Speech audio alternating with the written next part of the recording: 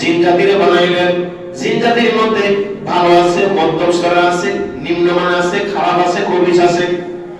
সব জিনরা যখন তারা খারাপ কাজ শুরু করলো, মন্দ কাজ শুরু করলো, আল্লাহ ফেরেশতারা লাগে কয় খারাপদের মেরে ফেলো, ভালোদের রেখে দাও। সুবহানাল্লাহ সুবহানাল্লাহ। মারতে মারতে মারতে মারতে একটা মাসুম বাচ্চা জমিনের মধ্যে পড়ে আছে। এটা জিনের বাচ্চা। কার বাচ্চা? জিনের বাচ্চা। যদিও ছোট হয় তার পাওয়ার বেশি। ফেরেশতারা ধরতে গেছে, ফানুক সাপের মতো সুবা ধরেছে ওর কাছে, এরকম ভাবে যেমন ফানা ধরবে। ফেরেশতারা কয় তুমি কে? তখন সে উত্তর দেয় আমি এমকের বাচ্চা এমক, আমাকে তোমরা ধরতে এসেছো? মনে করো আমি মাসুম বাচ্চা, আমার বয়স হলো ৩,৫০০ বছর। আর বলেন না বাচ্চার বয়স কত? ৩,৫০০। ফেরেশতারা এখানে ধরছে, এই বাচ্চারা ধরছে। বাচ্চারা আল্লাহর কাছে বলে আল্লাহ এটা কি অবস্থা? কইরা মারো না, কারণ এটা ছোট, মাসুমে মারা যায় না। তো ফেরেশতারা এটা লালন পালন করতেছে। প্রথম আসমানে নিলেন, দ্বিতীয় আসমানে নিলেন, তৃতীয় আসমানে নিলেন, চতুর্থ আসমানে নিলেন, পঞ্চম আসমানে নিলেন, ষষ্ঠ আকাশে নিলেন, সপ্তম আকাশে নিয়ে সমস্ত ফেরেশতারা ইন্টারভিউ বোর্ড পরীক্ষা, বাচ্চার নাম জিজ্ঞেস করে, বাবার নাম জিজ্ঞেস করে, মায়ের নাম জিজ্ঞেস করে, স্থানের নাম জিজ্ঞেস করে, কোন এলাকায় কোন গোত্রে জন্মগ্রহণ, কোথায় তার বসবাস। এই বাচ্চার সমস্ত ফেরেশতারা যত প্রশ্ন করেছে একটা একটা করে শতভাগ প্রশ্নের জবাব দিয়ে ফেলেছে।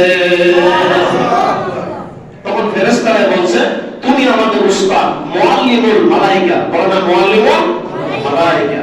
আমরা যে ফেরেশতা আছি, মালাকুল ১ বছর, তার বহু বছর মালায়েকা। আর মুআল্লিম শব্দের অর্থ শিক্ষক। সব ফেরেশতারা তাকে উস্তাদ বলছে। কারে? জিনের বাচ্চারে। কার বাচ্চারে? এটার নাম হলো ইবলিস। তার বাপের নাম হলো খবিস, মায়ের নাম হলো নীলবিষ, তার নাম ইবলিস। নাউজুবিল্লাহ বলো। নাম কি সুন্দর! খারাপ। আল খাবিস ও মাল খাবিস। তো খবিসের বাচ্চা খবিস হয়। যখন সে এরকম পাওয়ার পাইল, ক্ষমতা দিছে কে? আল্লাহ ক্ষমতা দেয়, আবার ক্ষমতা সিনাইয়া দেয়। তার এমন পাওয়ার দিছে, এই পাওয়ার পাইয়া আমার সামনে আসেন, সামনে আসেন। ক্ষমতা পাইয়া আল্লাহ রাব্বুল আলামিন তখন সিদ্ধান্ত নিলেন যে সে একটু অহংকার করতেছে। কি করতেছে? করতেছে। আল্লাহ পাক প্রতিপক্ষ ফেরেশতা নিয়ে একটা বৈঠক করলেন যে আমি পৃথিবীতে মানব জাতি প্রেরণ করব, মানুষের প্রতিনিধি বানাবো। জোরে বলুন সুবহানাল্লাহ।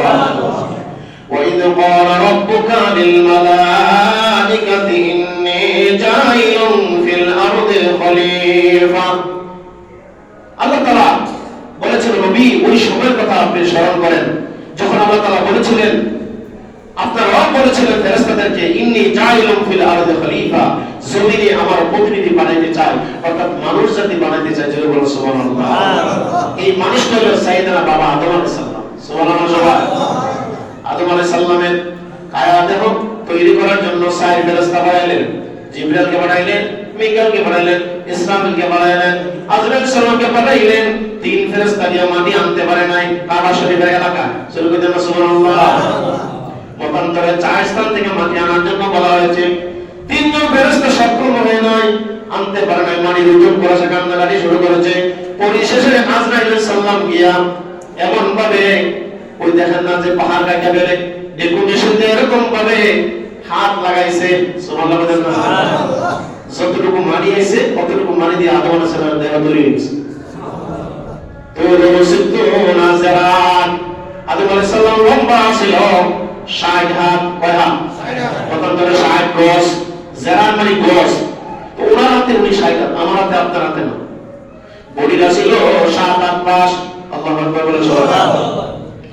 এই আদম আলাইহিস সালামের কায়া দেহ যখন জমিনের মধ্যে রেখে দিলেন, ইবলিস শয়তানে কয় আল্লাহর বুদ্ধি খাড়াইতে আছে, কিন্তু আমি এই আদমরে 12টা বাজায় দেব। জোরে বলুন নাউজুবিল্লাহ। ওই ফেরেশতারা কিছু ফেরেশতারা বলছে ক্বালু আতাজালু ফিহা মাইয়ুফসিদু ফিহা ওয়া ইয়াসফিকু দিমা। জোরে বলুন আল্লাহু আকবার।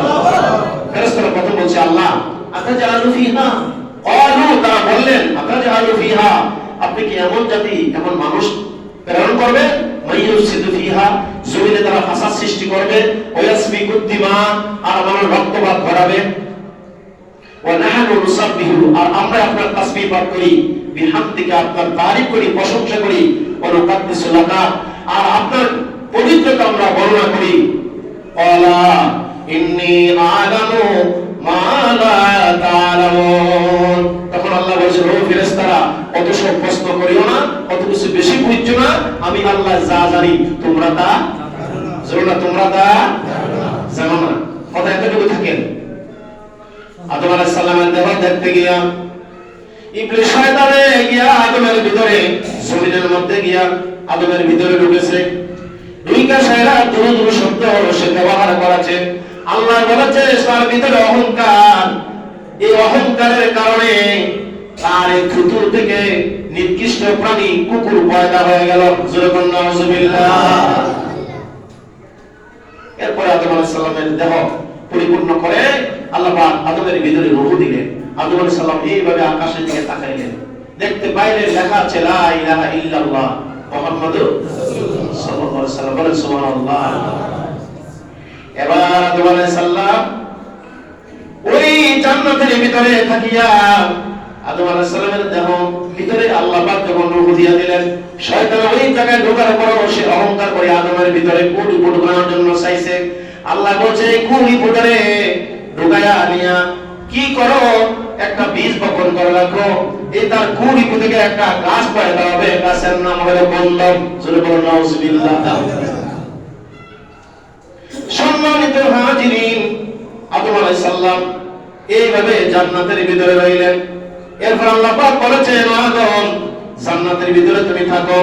আদম আলাইহিস সালাম জান্নাতের ভিতরে থাকতে আছেন, হঠাৎ করে ওনার একটা জিনিস মনে হয়ে গেল যে আমি একজন, আমার তো ভালো লাগতেছে না। আল্লাহ তাআলা জিবরাইল আমিন ফেরেশতাকে পাঠাইলেন, জিবরাইল আদমের বাম পাঁজর থেকে একটা বাঁকা হাড় হাড্ডি খুইলা আনো। সুবহানাল্লাহ, সুবহানাল্লাহ। জিবরাইল আমিন হুকুমের হুকুমিয়াত, আল্লাহর হুকুম পায়া আদম আলাইহিস সালামের বাম পাঁজর থেকে একটা হাড় হাড্ডি নিয়ে মাওলানার দরবারে বলে, আল্লাহ আপনার হুকুম পালন করেছি। আল্লাহ বলতেছে তুমি ফু দাও। সুবহানাল্লাহ, সুবহানাল্লাহ। এই যে মানুষে ফু দেয়, আমরা হুজুর আছে ফু দেই, হাজার কোটি বার ফু দেওয়া যায়। সুবহানাল্লাহ বলেন না? সুবহানাল্লাহ। ওয়ানুনাজ্জিলু মিনাল কুরআনি মা হুয়া শিফাa'un ওয়া রাহমাতুল লিল মুমিনিন। আল্লাহ পাক বলেছেন আমি কোরআন নাযিল করেছি, এই কোরআনে কারীম হচ্ছে মুমিনদের জন্য শিফা। জোরে বলুন সুবহানাল্লাহ। কারো পেটের পীড়া ভালো হয় না, আপনি নিজে সকালবেলা ফজর নামাজ পড়ার পরে ওযু অবস্থায় বিসমিল্লাহ সহকারে সূরাতুল ফাতিহা 7 বার পড়েন, পানি পান করেন, পেটের পীড়া ভালো হয়ে যাবে। সুবহানাল্লাহ। ভালো বলবো না? আল্লাহ। তাহলে পানি যে ফু দিলেন কি কইরা? আল্লাহ কোরআন কইরা। আল্লাহ কি কইরা? কোরআন কইরা। কোরআন পড়া কি জায়েজ নাকি জায়েজ নাই? জায়েজ। এরপর আছে জাফু। মানুষ কিন্তু বুঝে না জাফু কি। জাফু কেমন নামে জিন ছাড়াইবেন। সূরা আপনি সূরা ফালাক, সূরা নাস আর আয়াতুল কুরসির কথা আছে। আল্লাহ পাক বলেছেন শয়তান তোমার লক্ষ্য উদ্দেশ্য বানানা, তুই বলছো আদমের সন্তানদের জাহান্নামে নিবা, খারাপ পথে নিবা, আদমের সন্তানের যা যা করে সব জায়গা প্রতিবন্ধকতা সৃষ্টি করবা। আল্লাহ পাক নিজে ওয়াদা দিয়া বলেন আমার বান্দা যারা তারা পাহাড় পরিমাণ গুনাহ কইরা যদি আমার কাছে সারেন্ডার হয়, আমি তার পিছনের সব গুনাহ করে মাফ করে দেব। তাহলে শয়তান ফার্স্ট হবো না আল্লাহ ফার্স্ট হবো? আল্লাহ ফার্স্ট আগে হয়ে গেছে, শয়তানের কত চেষ্টা ব্যর্থ হয়ে যাবে। আদম আলাইহিস সালাম জান্নাতের ভিতরে রইলেন, ওনার বাঁকা আর জিবরাইল সাল্লাম নিলেন। আল্লাহ পাক বলেছেন জিবরাইল ফু দাও, ফানফাখা ফীহি, তুমি সেখানে ফু দাও। ফু দিলেন, ফু দেওয়ার সাথে সাথে রূপসী সুন্দরী আবিদা সালেহা জাহেদা আমাদের সকলের আদিমাতা মা হাওয়া আলাইহিস সালাম তৈরি হয়ে গেলেন। সুবহানাল্লাহ। আমার কথা নয়, এই সূরা বাকারা এই আয়াতের তাফসীরের মধ্যে আছে যখন হাওয়া আলাইহিস সালামের পাশে, আদম আলাইহিস সালামের পাশে মা হাওয়া আলাইহিস সালাম আদম আলাইহিস সালাম হাত বাড়াইছিলেন, আল্লাহ পাক রব্বুল বলেছেন তোমার হাত উঠায় নাও, এটা তোমার অর্ধাঙ্গিনী, তোমার স্ত্রী, তুমি তোমার স্ত্রীর মোহরনা দিয়া দাও। আদম আলাইহিস সালাম আল্লাহ এই বানাইলেন, এই আমার এখানে থাকার জন্য দিলেন, আমার তো টাকা পয়সা নাই, লা দিরহাম লা দিনার, আমার দিরহাম নাই, কোনো দিনার নাই। সুবহানাল্লাহ। তখন কিন্তু আমাদের নবীজিকে আমার আল্লাহ তাআলা পৃথিবীতে বানায় নাই, আল্লাহ পাক রব্বুল আলামিন খুশি হয়ে বলছে আমার বন্ধু নবীর প্রতি দরবার দরুদ শরীফ পড়ে আনো। কোন নবীর প্রতি? আমাদের নবী আখিরি নবী মুহাম্মদ রাসূলুল্লাহ সাল্লাল্লাহু আলাইহি ওয়াসাল্লামের প্রতি। জোরে বলুন আলহামদুলিল্লাহ। আদম আলাইহিস সালাম আমাদের নবীর প্রতি দরবার দরুদ শরীফ পড়ে নিলেন। দরুদ শরীফ পড়ার কারণে আদম হাওয়ার বিবাহ বন্ধন জায়েজ হয়ে গেল। সুবহানাল্লাহ। জায়েজ হয়ে যাওয়ার পরে আদম আলাইহিস সালামের সন্তান হইল 80 জোড়া। কয় জোড়া? 80 জোড়া। ভাইরা আমার, বন্ধুরা আমার, বলা হচ্ছে এইভাবে ওনার হতে হতে ওনার 361 জন সন্তান হইল। যে বলে সুবহানাল্লাহ। সর্বপ্রথম হইল হাবিল আর কাবিল, লেওয়াত আর আকলিমা। এই ছেলে এই যুগের এই ছেলে এই মেয়ে এই ছেলে, এইভাবে দুইজনের মধ্যে বিবাহ বন্ধন হয়ে যাইত। আপন ভাই তার বোনকে বিবাহ করতে পারত। যখন একজন আরেকজনকে আপন বোনকে বিবাহ করতে পারে নাই, তখন তার ভাইকে সে মারার জন্য চেষ্টা করলো। শয়তান কিভাবে লেগে আছে দেখেন হাবিল আর কাবিলের মধ্যে। কাবিলকে বলল তুমি হাবিলকে মেরে ফেলো, মেরতে পারলে তুমি আকলিমা যে সুন্দর তার বিবাহ করতে পারবা। তখন তো মায়ের কোনো প্রচলন ছিল না। ইবলিস শয়তান বলছে কি, আদম আলাইহিস সালাম তারা দুইজন বাড়ি থেকে বের হয়ে চলে গেলেন। ইন দা মিনটাইম ইবলিস শয়তান বলছে কি দুই ভাই মারা গেছে। যাওয়ার পরে তারা দুই ভাই যখন হাবিল আর কাবিল গেলেন, ইবলিস শয়তান তাদের সামনে যাচ্ছে, যাইতেছে আর বুঝাইতেছে। হঠাৎ করে তার হাত থেকে একটা ম্যাজিক দিয়া একটা সাপ ছুঁড়ে দিছে। জোরে বলুন নাউজুবিল্লাহ। সাপ যখন যাইতেছে তখন ইবলিস শয়তান পাথর লইয়া সাপের মাথার মধ্যে নিক্ষেপ করার সঙ্গে সঙ্গে সাপটা মারা গেছে। তখন এই সাপটা নিয়ে গর্ত করে ওই জায়গার মধ্যে রেখে দিছে। তো কাবিল কইতেছে এমনি তো হাবিলে মাইরা আমি তো কবর করে দেব। জোরে বলুন নাউজুবিল্লাহ। বলা হচ্ছে সরল শয়তান ওই সাপটাকে মেরে ফেলল, মারা ফেলা চলে গেল এভাবে মারার জন্য। মতান্তর আরেকটা ব্যাখ্যা আছে, যখন কাবিল হাবিলকে মেরে ফেলল কিসের জন্য?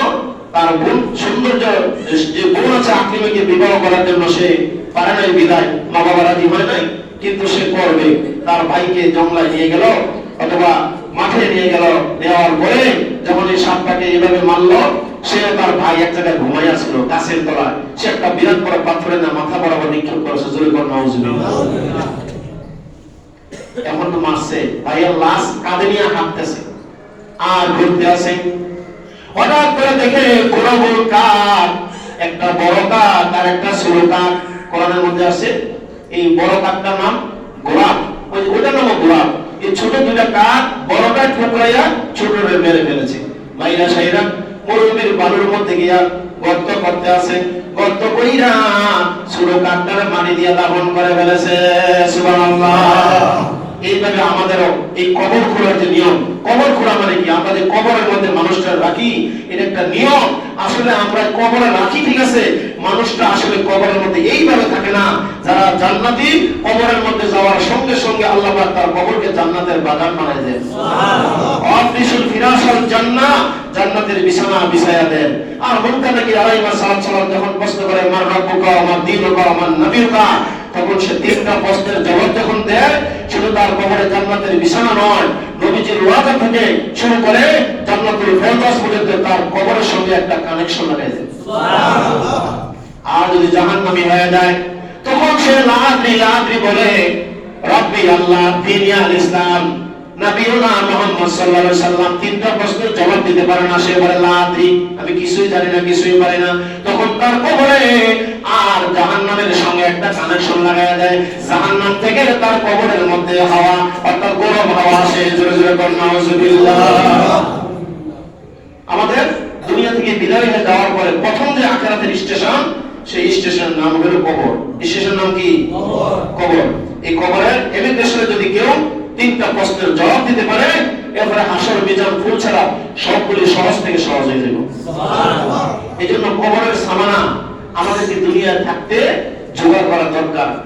আপনারা দেখছেন গত 2-3 দিন আগে কুষ্টিয়াতে এক ভাই, এক মাওলানা বড় দরজার আলেম, বক্তব্য দিতে দিতে সে তার এখানে এসে ইন্তেকাল। ইন্না লিল্লাহি ওয়া ইন্না ইলাইহি রাজিউন। দেখেন নাই? তাহলে বোঝা গেল যেভাবে হোক আল্লাহ তার মৃত্যুটা এমনি রাখছে। সে কি জানতো যে বয়ান অবস্থা সে দুনিয়া থেকে বিদায় হয়ে যাব।